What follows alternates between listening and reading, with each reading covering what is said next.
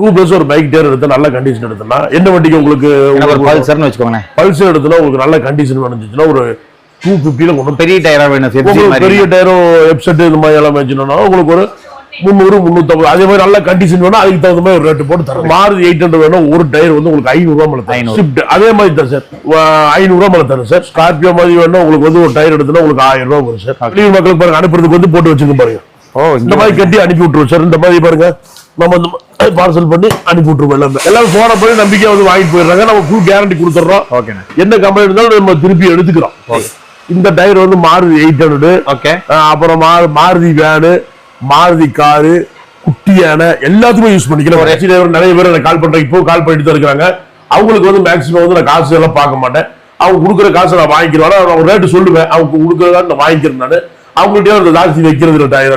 அவங்களால நம்ம கொஞ்சம் டெவலப் பண்ணுற மாதிரி எனக்கு ஒரு சந்தோஷம்.